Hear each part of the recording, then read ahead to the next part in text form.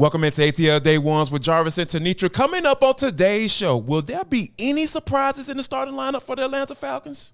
And the Braves wrap their road trip on a high note, and Alex Anthopoulos isn't surprised about who helped him get it done.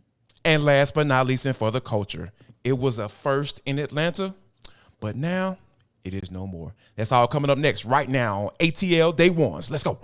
This is ATL Day Ones, part of Locked On Sports Atlanta. And it starts now. I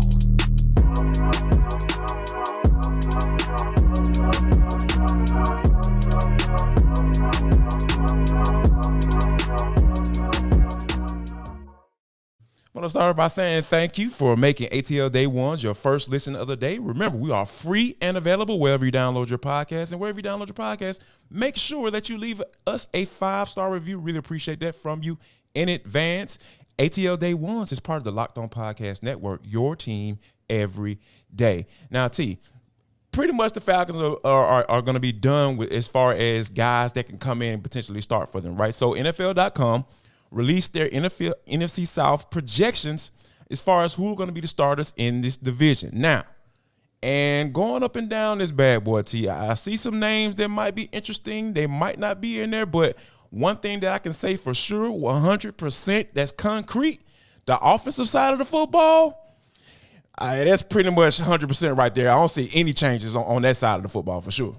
Agreed. I mean, he has Desmond Ridder in place, Bijan, Drake. Okay, you go with Matt Collins. That's fine. KP, Jonnu. I mean, all of it makes perfect sense. I think It was more on the defensive side of the ball where it's like, okay, that's really interesting somewhat. I mean, Calais Campbell, obviously, that's a no-brainer. Grady, David Onyemata. Absolutely. I could go with Lorenzo Carter in that space, assuming that, say, Ade doesn't get to where we always thought that maybe he was going to get. You know what I mean? Yeah. I think Troy Anderson, that's fine for me, but I'm honestly hoping that Michael Walker gets back to Michael Walker form. Because to me, if Michael Walker gets back to his original form, that's the best case scenario for the Falcons. Right. That's just what I think. I agree with the rest of it. Caden Ellis, AJ Terrell. You put, put in Mike Hughes, Jeff Okudah. Okay, fine. Jesse Bates and Richie Grant. I mean, I think for the most part, I can agree with where NFL.com kind of goes with their starting lineup on the defensive side. Maybe I think only in the space of maybe the linebacker core is where maybe I would say I might switch a few things around. Yeah, and I think that it's going to be the one thing about that whole edge piece, right? I think it's going to be a little bit more competition than some would believe because I said last year that Lorenzo Carter isn't a starter for me. I just because you and I both wondered if we were. I think we were kind of err on the side of he's not coming back. Yeah. I thought that. Surprised. Yeah, he was. He gave you something, at least to consider him, and obviously they felt like I guess it wasn't enough out there for them to pursue that they can get because they had a number in mind that they wanted to spend on that particular spot. So I think that right now this is what they have. And just looking at it, like Bud Dupree maybe could potentially, because essentially he has the nickel formation, so to speak, right on there.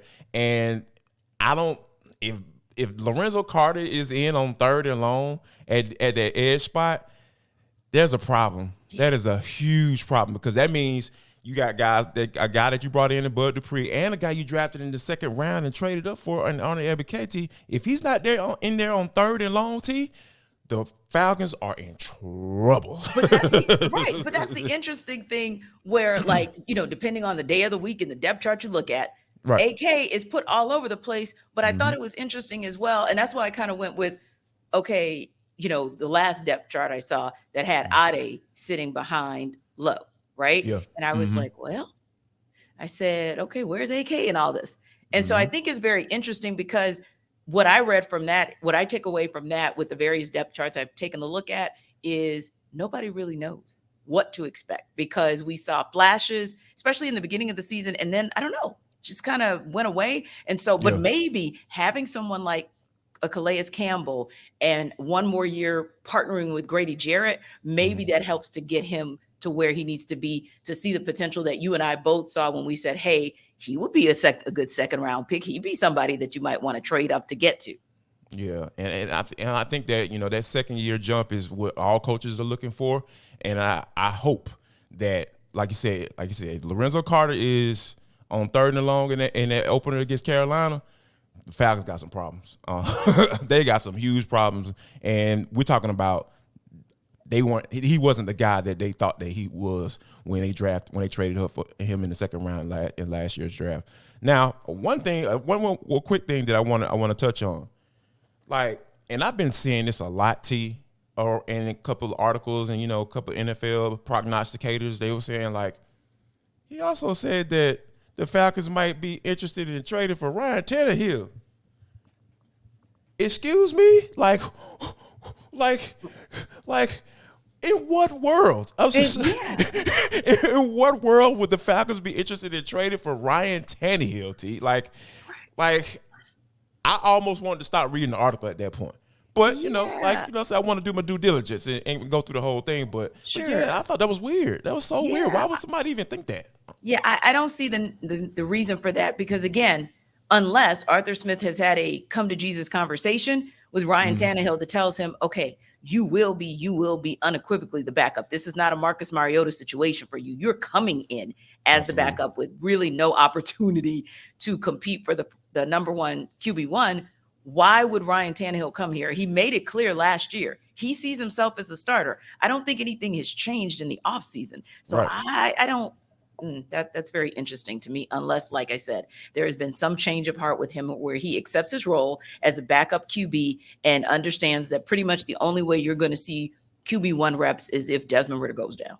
Yeah, absolutely. And I think that, you know, Taylor Heineke is getting paid good backup money. So exactly. He is serviceable as a backup. Yes, absolutely. So I think that, and accepting as a backup.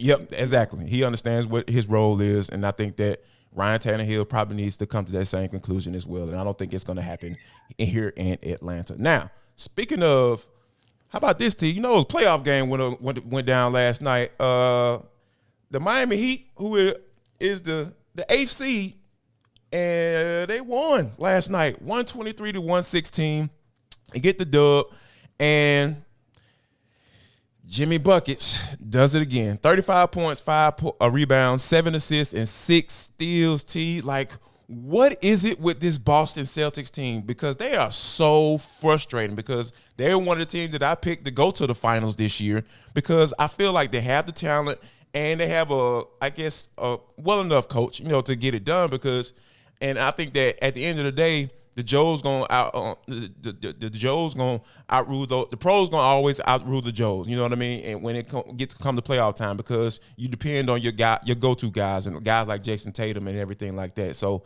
but obviously this series is going 7. But do you feel that the Celtics are mentally tough enough to take out the Miami Heat? Yeah, see, that's the thing that concerns me because, like you said, normally pros versus Joes, I'll give my edge to the pros, except when the Joes believe they're as good or better than the pros.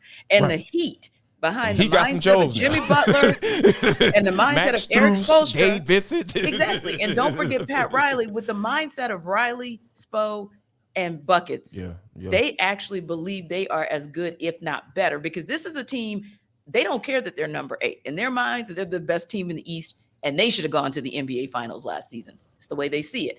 That's a very, very dangerous team to have to play. And then you go on a 20-5 run at one point, Celtics, only to allow this team to then destroy you in the third quarter. 46 points. Destroyed you. And then you let one guy do what only one other guy has ever done in the history of NBA postseason play. Only Michael Jordan has had a 35-5-5-5 stat line and Jimmy Butler. This dude was out there wrecking folks saying, I don't really care what anybody thinks, what anybody says. We believe that we will win. And I said to myself, the Celtics are literally going to have to make a statement. And I don't care how they make it, Jarvis. They can destroy the Heat or they can gut it out and get a tough win at the end. but they have got to win game 2 because I don't know if this team has shown the mental mettle that it takes to come back from a 2-0 deficit against the Heat. Maybe if they were playing the Bucks, maybe if they were playing the Sixers in the conference finals, but the Heat have gotten in their heads. Yeah. The Heat have gotten in their heads, and I don't know until we see what they do in game 2 if they know how to get the Heat out of their heads, right? Because anytime Jayson Tatum is over in the fourth quarter after he destroyed the Sixers in the fourth quarter, and heck, he did damage against the Heat the Hawks in the fourth quarter. You're over. You got no field goals. And this is the other piece that bothered me. Why did he only have 13 touches? Why in the fourth quarter? Yeah. Somebody better find somebody better find number 0 every single time, especially because Jaylen Brown was a little bit shaken up after getting hit. So somebody better find that guy and make sure you just get him the ball until he does what he did in the fourth quarter of game 6, where he's just like, I suck. Okay, then I'm that dude. That's what I need to see, Jarvis. Oh boy, that was tough to watch. I'm so with you. I'm with you on that because I really think that because at the end of the day, Miami Heat, they've done what they were supposed to do. They stole one on the road. That's exactly what you're supposed to do. And they've been road warriors because, hey, at number 8 seed, you're going to have to go on the road for the rest of the doggone way, regardless of how far you go. So I think that, there's going to be something to keep an eye on as far as what's going to happen with this team. And does the Boston Celtics have the mental fortitude to pull this bad boy off? And it's going to be interesting to watch. Another thing, speaking of mental fortitude, how about this, T? The Braves pulled that series out last night. And we're going to talk about a big reason why. And it has to do with a decision that the Braves made right out of spring training. But first, I want to talk to you about Built Bar, because this episode is brought to you by Built Bar. And, we've been doing our thing. We've been working out. We're trying to do our thing and get our bodies right. And we've been doing it. And I'm not going to talk about how I'm taking my shirt off because I don't want nobody to get uncomfortable. I apologize for that yesterday. But Built Bar is one of the reasons why I look like the way I do now. Because when I'm going to the gym, I'm going to go get that 17 grams of protein. I'm getting 100% real chocolate. And they got all the flavors that you want too. So they have some really good flavors. They got the churro, they got the peanut butter brownie. All of those things there are right there for you. And it tastes good as well. Now, here's the thing. We've been telling you guys about going to built.com to go buy yourself a bar, right? If you are a person that wants to go into a store, yes, physically go into a store. Yes, people still do that in 2023. All you got to do is go to Walmart. They got it right there just for you. And if Walmart has the 4-bar box, you know what I mean? If you want to get your little per se to stick in your glove box so you can grab one when you're on the go. Or if you like me, I like the big boy box. I like to, I like to load up. I like to have a nice little supply. You can go to Sam's Club and they have it right there for you. So, hey, if you want to get a good tasting bar and do what you need to do, go to built.com. The Braves are sometimes on the struggle bus late in games, but they got off the struggle bus Wednesday night. They exercised that demon. They outscored the Rangers 3-0 in the last 2 innings and were able to render the Rangers scoreless in a 6-5 win into that road trip. 2-3, of course, they'll come back home. They're off today, come back and play tomorrow night. But man, how big was it to close out that road trip just on a positive note? Yeah, T, it was huge. And when you think about how they got there, right? Because there were 2 things that really stood out to me in this game. Like the first thing was the fact that Orlando Arcia will hit the basically the game winning, what it ended up being the game winning home run. So, and we think about what he has done, T, as far as what he brings to the table, what people were thinking about him coming into the season. And I just want to run a couple of numbers. I don't always get into the stats, but I think this is very interesting. Like before Arcia got hurt, he was batting .333, 2 home runs, 7 RBIs, and OPS over 900. Right, 911 to be exact. And then after he came back from the injury, almost so similar. 355, 2 home runs, 5 RBIs, and OPS over 1,100. So I think that, and that speaks to the consistency, right? And not only are we getting the consistent play, the play that makes everybody at ease or defensively at that shortstop spot, which is the most important defensive spot on the actual, especially in the infield and probably overall as well. But now you're bringing that over to at the plate too, D, because the Braves saw something in that bat. They saw something in him. They thought that he can bring a little bit more than what meets their eye and what the fan, especially the fans' eye, because everybody was clamoring for Vaughn Grissom. But I think that he was the model of consistency last night, what he's been doing ever since he's been out there and been healthy. I think that Orlando Arcia, and another thing that put me at ease last night, T, was Raisel Iglesias coming in. Before we go there, let's talk about that Arcia, because I think that there's another piece there as well.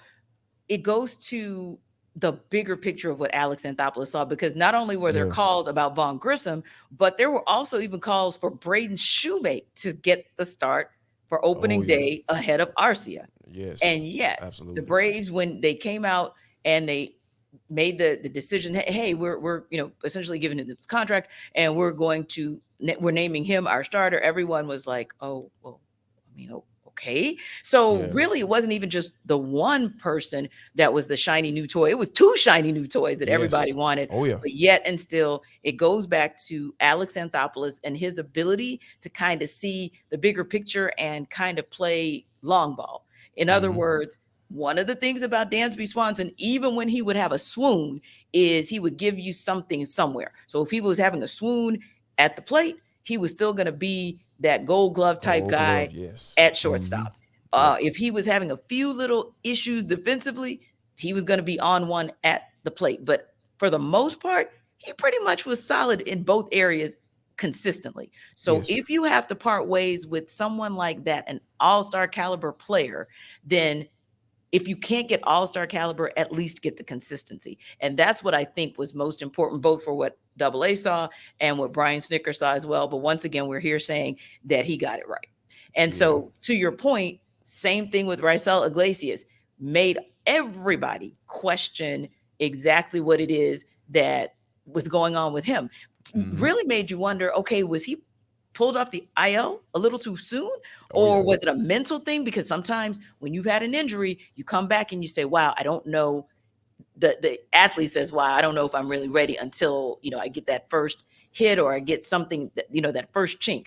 Not last night. He looked like himself, got the save, helped to the Braves to close this road trip out on a positive note. And I think that's important as well, because again, when you could start counting on the guys that can bring the goods and then they actually deliver, that always makes you feel like, okay, we still got these holes in and around this roster, but if those guys whom I expect to perform, we're good.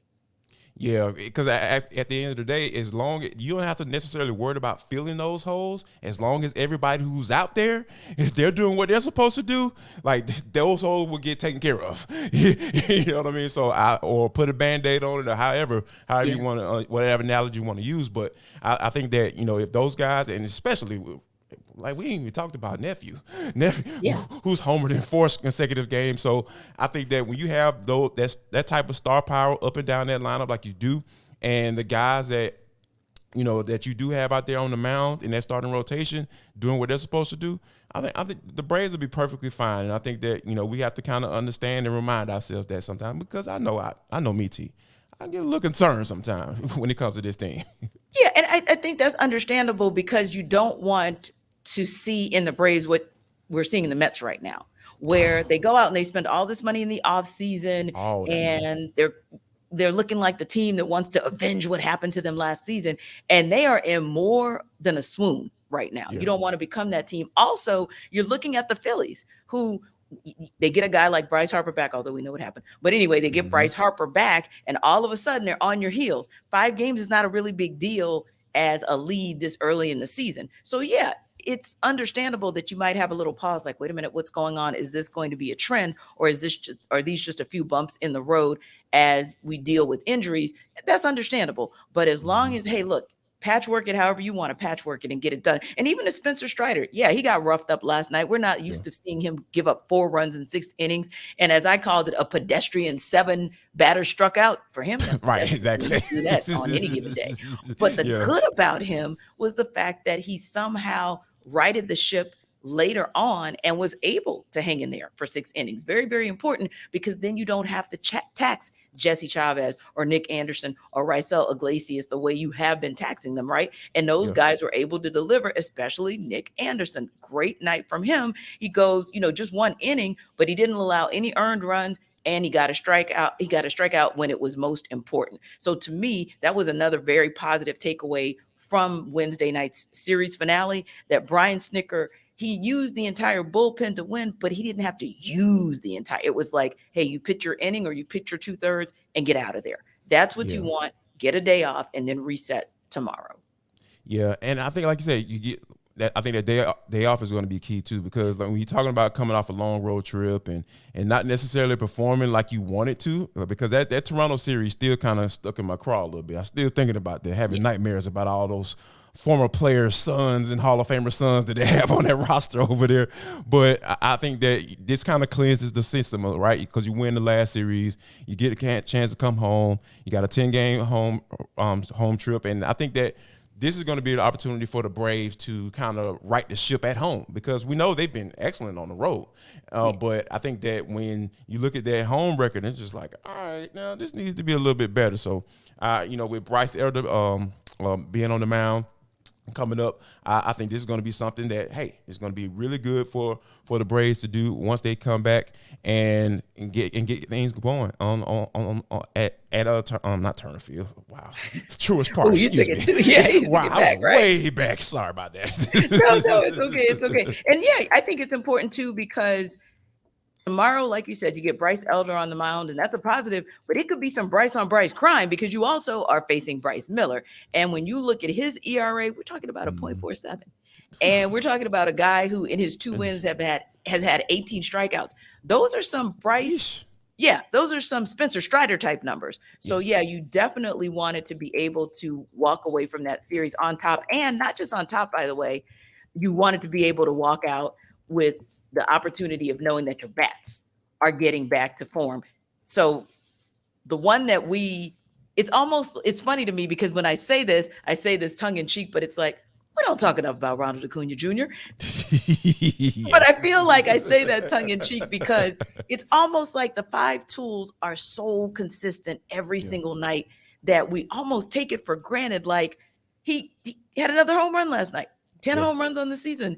And we're just looking around like, oh, okay. Good job, Ronald. How many 400 and what?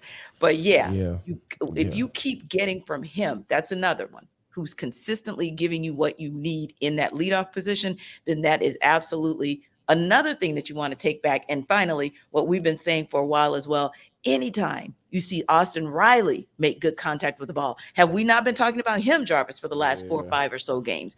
Yeah.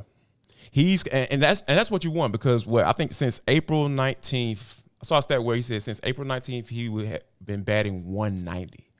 So for him to start to get those, I think he started in that Toronto series where he got a couple of singles. You're starting to see him warm up a little bit. Then he became a part of the 5 home run game as well. So all of those things kind of are starting to add up. And I think that now that they're coming home, I think he's going to be able to kind of catch a little fire, because we know, like to start the season when he was in that 3-hole tee, that was a great look. That was a great look. And I think that, now that he's kind of moved around a little bit and Snitker kind of played around with the lineup, I think he's starting to get that confidence back. And once Austin Riley gets going, you're talking about a murderous row type lineup.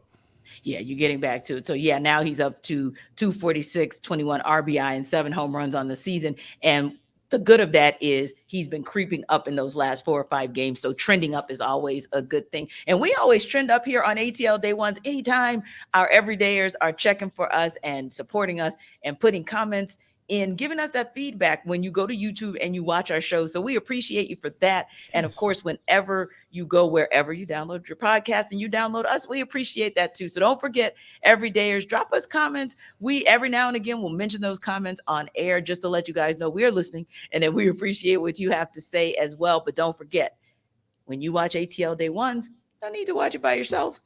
Make sure you tell a friend to watch ATL Day Ones as well. But this is For the Culture. It is the intersection between sports, entertainment, the culture, and sometimes whatever the hell we want to talk about. Because that's just how we get down on this show. Today is no different. It saddens me to talk about this, Tenitra, because when you think about the staples in Atlanta, Chick-fil-A is definitely one of them. And now we just got news that the first Chick-fil-A that opened up in the city of Atlanta is about to close down. T, what is going on? What happened? Yeah, this makes me really sad because it reminds me of the Chick-fil-A back home in Louisiana that closed. So back in the day, this was before Chick-fil-A was a thing, back before chicken sandwiches were popular. Mm-hmm. Chick-fil-A was put in our little mall. In the mall. It's not a strip mall, it's our mall. But anywho, it was put in the mall, and we were all like, chicken sandwiches, like, who does that? Right. But slowly but surely, we were like, oh, this is kind of good, right? And then it just became a staple. But then we ended up building out this now epicenter of the city, MLK Drive, it's called, back home. And that owner decided to put his Chick-fil-A on MLK Drive. And I understand. I absolutely understand.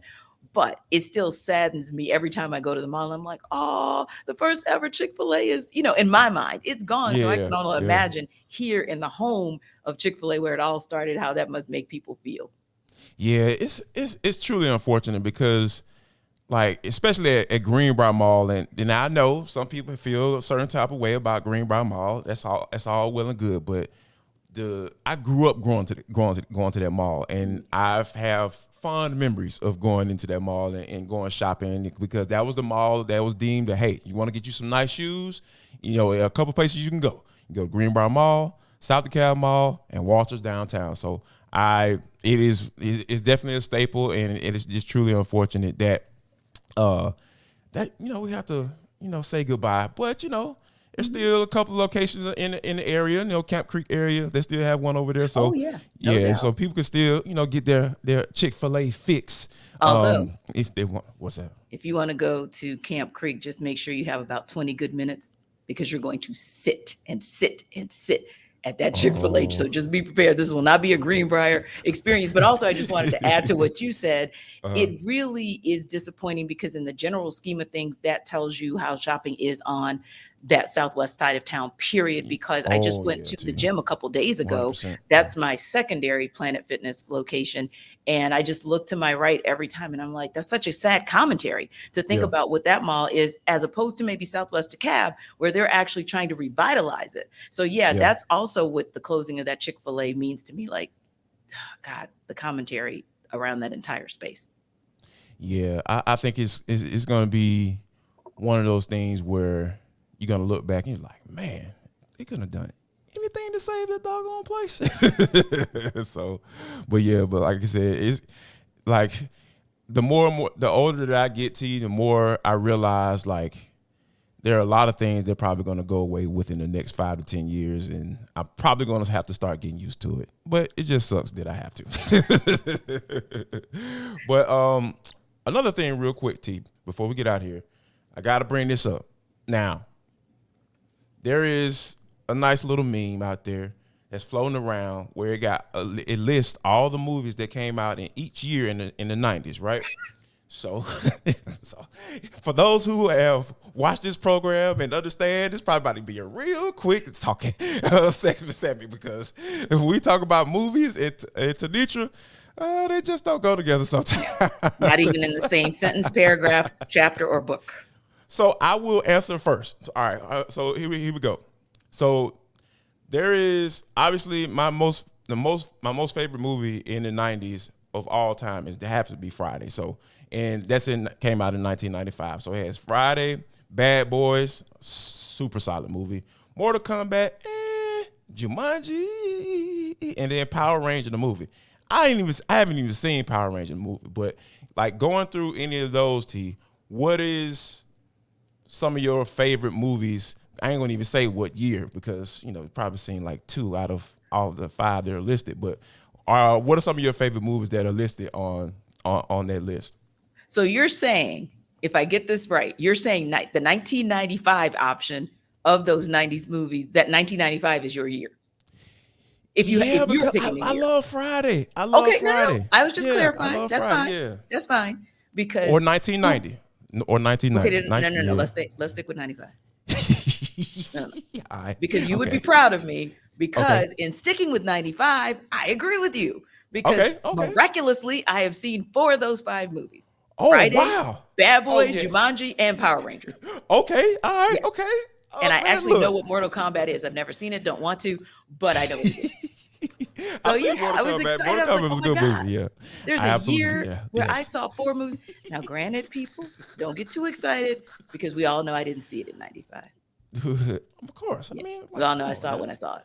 Yes, exactly. Yeah, because we know how you get down when it comes to movie watching. I was probably channel surfing and saying, "Oh wow, except Bad Boys. That's the only one I went to the theater to see. But everything else, probably, I was channel surfing. It was like, oh, Friday. I think I did see Friday. So yeah, maybe I was good that year. Okay, man, yeah. 2 of them in the theater and 2 channel surfing. Okay, good. There I am. Nice. There it is. Yes. Boom. Like, man, today, what is today? May the 18th, we found out that Tenitra actually does watch movies. There we go. It's the same ones all the time, over and over, but I do watch movies. But you know what I really like watching? I like watching the movie that is LeBron versus the Joker. What is going to happen in game 2? Are we going to see the Nuggets actually take a 2-0 lead to LA, or are we going to see the Lakers be able to split this series? You know, it's interesting for us, Jarvis, because we talked about this yesterday, and whether or not Mike Malone can make the right adjustments that Darvin Ham obviously made, or as Darvin Ham actually figured it out. We'll also talk a little bit about the Braves return home. They end the road trip on a high note. That is exciting for us. And if anything else comes out of Flowery Branch, you know where to find out about it, everydayers. You find out about it right here, because Jarvis and I bring you the good each and every day. So don't forget to stop by tomorrow, because we'll have a little bit of fun for you, and we might actually have a surprise for you too. Check us out. Absolutely. And we want to thank you guys for rocking with us Monday through Friday, each and every day, and making us your first listen. And also, we want to give a special thank you for all of our everydayers. We appreciate you. And if you are an everydayer, drop it in the comment box. We appreciate that. We love you guys for that. I mean that sincerely. All right. How about this? All right, guys. We ask you that you make sure if you don't do anything else for the rest of the day, make sure that you share love, show love, and most importantly, spread love.